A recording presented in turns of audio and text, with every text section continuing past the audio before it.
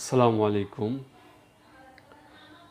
সপ্তম শ্রেণীর শিক্ষার্থী বন্ধুরা, তোমরা সবাই কেমন আছো?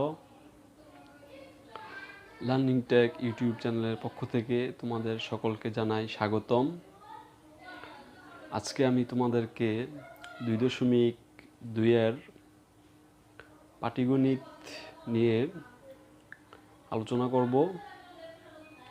তো আমি চেষ্টা করব 1 থেকে 5 পর্যন্ত অঙ্কগুলো করাতে। এটা আমার প্রথম পর্ব পাটিগণিতের জন্য।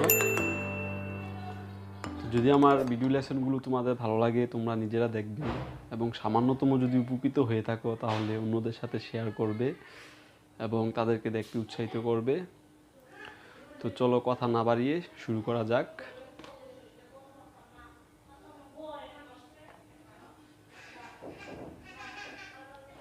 প্রিয় শিক্ষার্থী বন্ধুরা, তোমরা দেখো আমাদের প্রথম অঙ্কটিতে বলা আছে যে একজন দোকানদার প্রতি মিটার 200 টাকা দরে 5 মিটার কাপড় কিনে প্রতি মিটার 225 টাকা দরে বিক্রয় করলে কত টাকা লাভ হবে। তো আমরা লিখতে পারি যে 2.2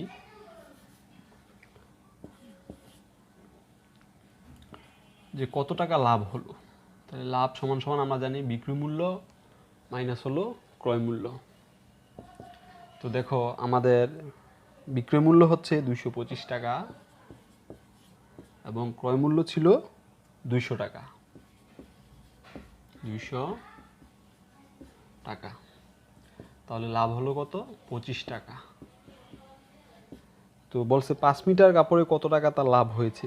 তো আমরা লিখতে পারি 1 মিটারে লাভ হয় 25 টাকা। প্রতি মিটার বলতে 1 মিটারকে বোঝানো হয়েছে। তো আমরা লিখতে পারি 1 মিটারে লাভ হয় 25 টাকা। তাহলে অতএব 5 মিটারে লাভ হয় 25 গুণন 5। তাহলে 5×25 হলো 125 টাকা। তাহলে অঙ্কটি খুবই সহজ। আমরা লাভের একটি সূত্র জানি যে বিক্রয় মূল্য মাইনাস ক্রয় মূল্য। তো বিক্রয় মূল্য ছিল 225 টাকা আর সে ক্রয় করেছিল 200 টাকা করে। তার কাপড়ের পরিমাণ ছিল 5 মিটার। তো 1 মিটারে লাভ হয় 25 টাকা, 5 মিটারে লাভ হয় 125 টাকা। এটি হলো আমাদের উত্তর। তো বন্ধুরা, এবার চলো আমরা 2 নম্বর অঙ্কটিতে যাই। 2 নম্বর অঙ্কটিতে কি বলা আছে খেয়াল করো যে একজন কমলা বিক্রেতা প্রতি হালি 60 টাকা দরে 5 ডজন কমলা কিনে প্রতি হালি 50 টাকা দরে বিক্রয় করলে কত টাকা ক্ষতি হয়েছে। তো আমরা ক্ষতি, যেহেতু সে 60 টাকায় কিনে 50 টাকা দরে বিক্রি করেছে, তো আমরা লিখতে পারি ক্ষতি সমান হচ্ছে ক্রয় মূল্য মাইনাস বিক্রয় মূল্য। তো যেহেতু সে 60 টাকা করে কিনে 50 টাকা দরে বিক্রি করেছে, তো এখানে তার 10 টাকা করে ক্ষতি হয়েছে। 10 টাকা। তো দেখো এখানে আমরা যে কাজটি করব এখন সেটি হলো যে 1 ডজন সমান কত হালি আমরা দেখি। 1 ডজন সমান 3 হালি। 1 ডজন সমান 3 হালি। সুতরাং 5 ডজন সমান আমরা লিখতে পারি 5 গুণন 3 সমান সমান 3×5 = 15 হালি। ঠিক আছে। তাহলে দেখো আমরা লিখতে পারি যে 1 হালিতে ক্ষতি হয় 1 হালিতে ক্ষতি হয় 10 টাকা। অতএব 15 হালিতে ক্ষতি হয় 15 গুণন 10 টাকা সমান সমান 150 টাকা। এটি হলো আমাদের উত্তর। তো খুবই সহজ ছিল অঙ্কটি।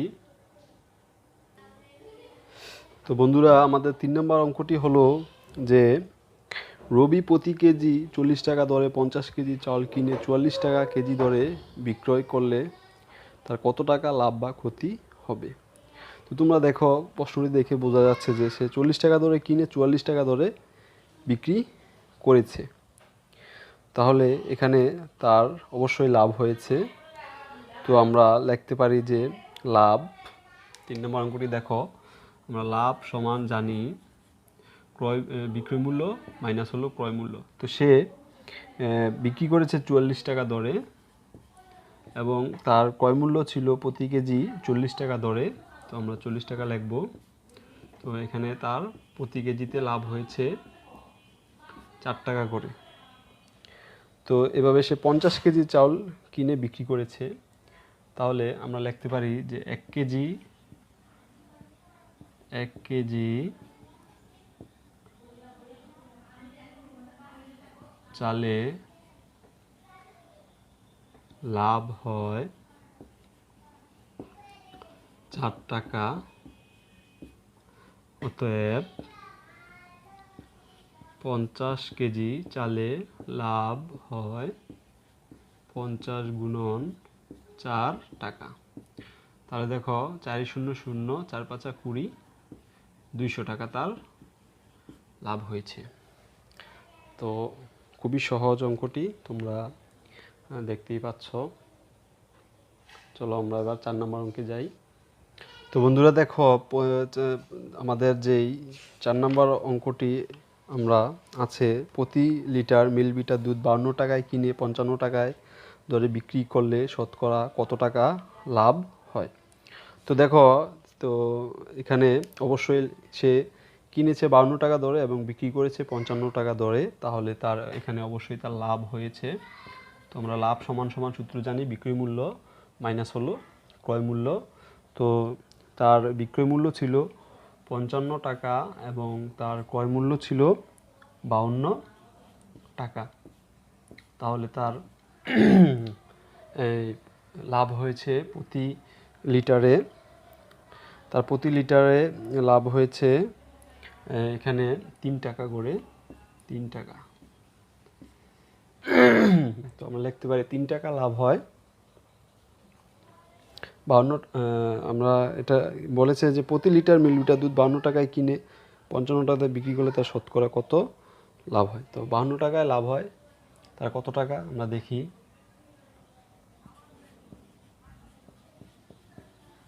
52 টাকায় লাভ হয় 3 টাকা, তাহলে 1 টাকায় লাভ হয় 52/3। তাহলে যেহেতু শতকরা বলেছে, তাহলে 100 টাকায় লাভ হয় 3 গুণন 100 টাকা। তো দেখো, আমরা যদি কাটাকাটি করি, এখানে 4 হচ্ছে 52 এবং 4 25 হলো 100, তাহলে 13, 3 25, 75 টাকা। এটাকে যদি আমরা সমস্ত ভাঙাই, তাহলে দেখো 5 13 65, তাহলে 5 সমস্ত 13 ভাগের 10 টাকা। এটা হচ্ছে শতকরা লাভ।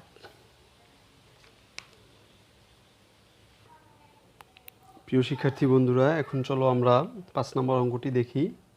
তো আমাদের 5 নম্বর অঙ্কটিতে কি বলেছে, আমরা প্রশ্নটাকে ভালোভাবে পড়ে নিব।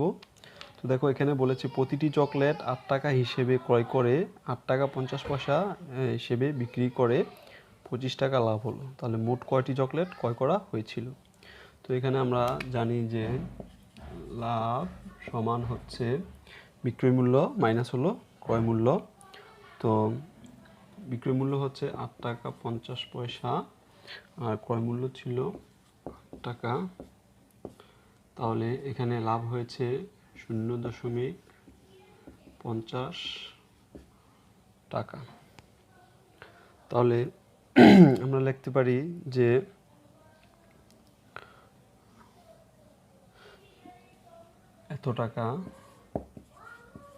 এত টাকা লাভ হয় একটি চকলেটে, অতএব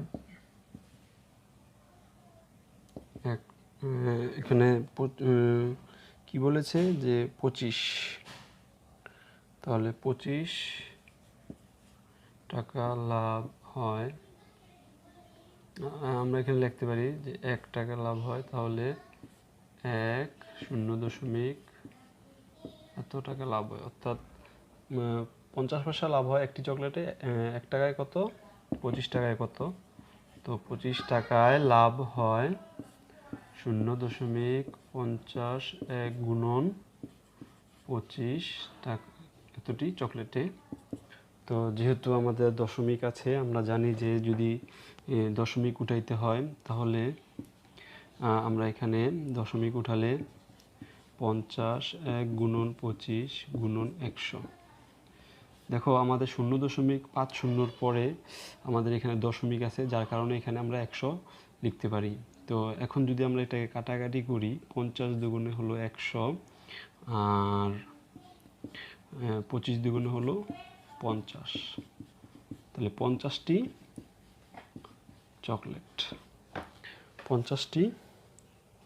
চকলেট।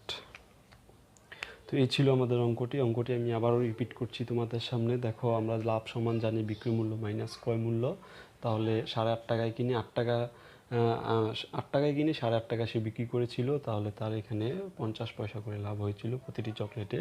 তাহলে আমরা লিখতে পারি যে 50 পয়সা অর্থাৎ 0.50 টাকা লাভ হয় একটি চকলেটে, 1 টাকা লাভ হয় 1/0.50, তাহলে 25 টাকা লাভ হয় কত।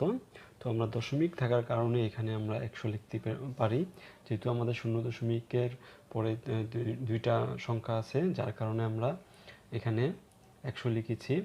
তো আমরা যদি এখন দশমিক উঠাই দেই তাহলে 100কে 50 দ্বারা আমরা কাটাকাটি করতে পারি, তাহলে 50 দুগুণে হলো 100, 25 দুগুণে 50টি চকলেট। তো 5 নম্বর অঙ্কটি ছিল এই। তো আজকের পর্ব আমাদের 5টি অঙ্ক আমি করালাম, বাকি অঙ্কগুলো আবার নতুন ভিডিও লেসন নিয়ে যখন আসবো তখন করাবো। তো ততক্ষণ পর্যন্ত সবাই ভালো থাকো, সুস্থ থাকো, আমার ভিডিওগুলো দেখতে থাকো এবং বন্ধুদের সাথে শেয়ার করতে থাকো। তো ধন্যবাদ, সবাই ভালো থাকো, আল্লাহ হাফেজ।